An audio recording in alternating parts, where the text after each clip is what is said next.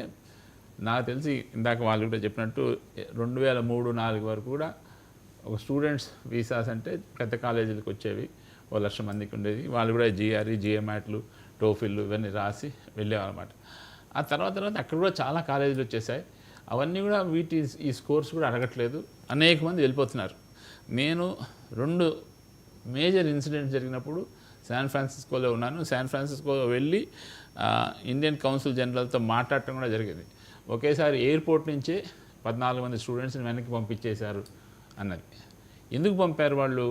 Airport దగ్గర వాళ్ళు దిగినప్పుడు ఇమిగ్రేషన్ వాళ్ళు చెక్ చేస్తుంటే వాళ్ళ దగ్గర సరైన ఆధారాలు లేవు. వాళ్ళు ఎందుకోసం వచ్చారు? స్టూడెంట్స్గా వచ్చారు. కానీ వాళ్ళ కాలేజీకి సంబంధించిన డీటెయిల్స్ కానీ, వాళ్ళు ఎక్కడ ఉండబోతున్నారు, నెక్స్ట్ ఫీజు ఏంటి, నెక్స్ట్ ఫీజు ఎలా కడతారు, ఇప్పుడు వాళ్ళ దగ్గర పాకెట్ మనీ ఎంత ఉంది, అలాంటి విషయాలు కూడా లేవు. వాళ్ళకి తెలిసింది ఏంటంటే ఎవరో 2-3 పెద్దవాళ్ళు తెలుసున్నారని. అలాంటి వాళ్ళందరినీ వెనక్కి పంపించేశారు. అప్పుడు కూడా దీని మీద మొత్తం దేశం అంతా చర్చ జరిగింది. ఎందుకంటే అందరూ నిజం చెప్పాలంటే అప్పుడు జరిగిన వాళ్ళు చాలామంది హైదరాబాదే వచ్చేసారు, వెనక్కి వచ్చేసారు. అలాంటి వాళ్ళు ఇప్పుడు కూడా చాలామంది ఉన్నారు. ఇప్పుడు మొన్న స్టాటిస్టిక్స్ చూస్తే last year almost 472,000 student visas are given overall. 472,000. ఇప్పుడు 1.1 మిలియన్ అంటే 11 లక్షల మంది స్టూడెంట్లు ఉన్నారు ఇప్పుడు అమెరికాలో. టోటల్గా 1.1 మిలియన్ అంటే 11 లక్షల మంది స్టూడెంట్లు అందరూ. అన్ని చైనా నుంచి వచ్చి ఉండొచ్చు, అమెరికా నుంచి, ఇండియా నుంచి వచ్చి ఉండొచ్చు, ఎక్కువ ఉండొచ్చు. వీళ్ళలో చాలామంది ఏంటంటే ఈ చిన్న చిన్న కాలేజీలో చేరిపోయిన వాళ్ళు. ఆ చిన్న చిన్న కాలేజీలు ఇప్పుడు ఇందాక ఆయన చెప్పినట్టుగా మాకంత ప్రాబ్లం ఏం లేదండి, ఒకరోజు క్లాస్కి వెళ్తే చాలు అని చెప్పి మిగతా చోట్ల ఎక్కడొక్కడ పనులు చేరిన వాళ్ళందరూ కూడా ఇప్పుడు భయపడుతున్నారు. ఇంకా చెప్పాలంటే నిన్ననే అది ఒక న్యూస్ ఐటమ్ చదివాను. ఎవరో ఒకళ్ళు వీళ్ళకి మెయిల్ కూడా ఇస్తున్నారు. బాబు ఈ బలానా రెస్టారెంట్లో చాలామంది ఉన్నారు, బలానా ఇండియన్ గ్రోసరీ షాప్లో చాలామంది ఉన్నారు, మీరు వెళ్ళి చెక్ చేసుకోండి అని.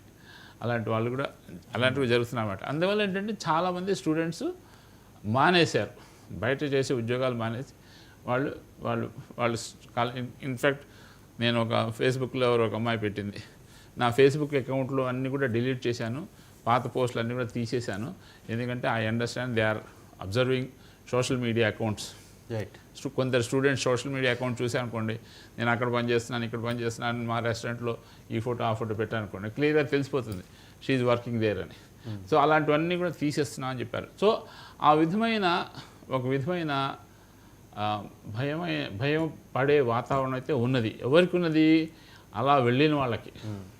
సో మనం ఇప్పుడు చాలా క్లారిటీతో మనం పెద్దవాళ్ళకి చెప్పాల్సింది, పేరెంట్స్ చెప్పాల్సింది ఏంటంటే అలా భయపడ అవసరం లేదు. అయితే ఏంటంటే ఆల్ సెడ్ అండ్ డన్ వెళ్ళారు, మన వాళ్ళు వెళ్ళారు, అబ్బాయి వెళ్ళాడు కాబట్టి మనం ఏం చేయాలన్నది ఆదుర్దా ఉంటుంది. వాళ్ళు కూడా ఏంటంటే కొంచెం జాగ్రత్త వహించి ఈ సిచ్యువేషన్ ఏమైనా ఇంప్రూవ్ అవుతుందేమో చూసుకుని, ఒక 4 రోజుల తర్వాత ఏమైనా బాగుంటుందేమో చూసుకుని చేసుకోవాలి. సాధ్యమైనంత వరకు ఏంటంటే వాళ్ళు కూడా బయట ఉద్యోగం చేస్తూ ఎక్కువ సంపాదించి కారు కొనుక్కుని అవన్నీ చేయాల్సిన అవసరం లేదు. టెస్లా కార్లే కొంప మూస్తున్నాయి కదా, ఇప్పుడు ఎక్కువ వినిపిస్తుంది. అది ఇండియన్స్ అనగానే ఎక్కువ లగ్జరీస్ కార్లు కొంటారు, చేస్తారు, అవసరం లేదు.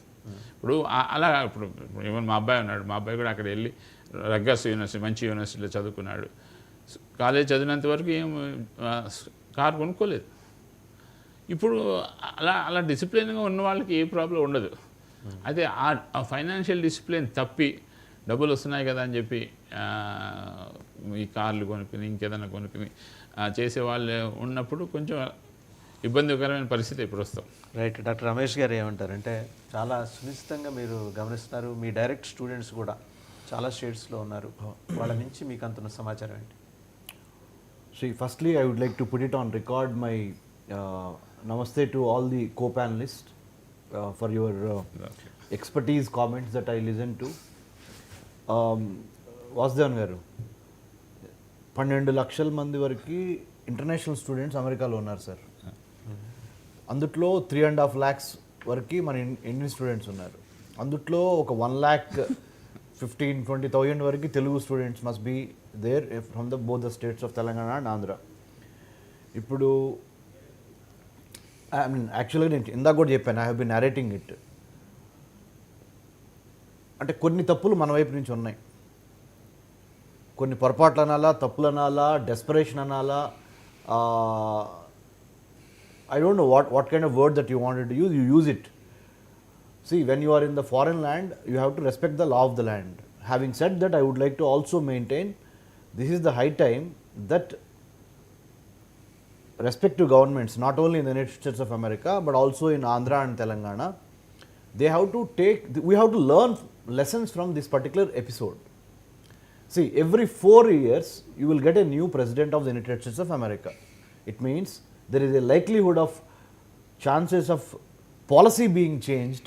Right. See, we all come with our personalities that we occupy the seat. Some personalities are very liberal in approaching the subject, some personalities are very tough. Now, Donald Trump being the elephant, the Republican Party, the grand old party, the big business party, the conservative party, the anti-LGBT, all, they stand, they have a wonderful social base of all the Bible Belt states, and they follow they have a different mindset. So, when you know who is coming into the White House or the Oval Office, I think we need to have some kind of predictions about how he is going to play out. So, anyway, what I would like to say is, నేనైతే ఒక విషయాన్ని అంటే చెప్పాలనుకుంటున్నాను వాసుదేవన్ గారు.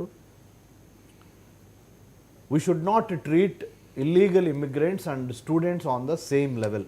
Number one. ఆ విషయంలో clarity ఉంది. Number one. Number two, President Trump should have given or could have given, it would have been better had he given 100 days of grace period or waiver.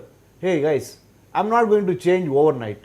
I'll give you 100 days of your time, or some other days also. Let's say you correct yourself, course correction, because I have getting my intelligence reports that you guys are working outside the campus, you are doing little things, you are doing certain things which are not in tune with the law of the land.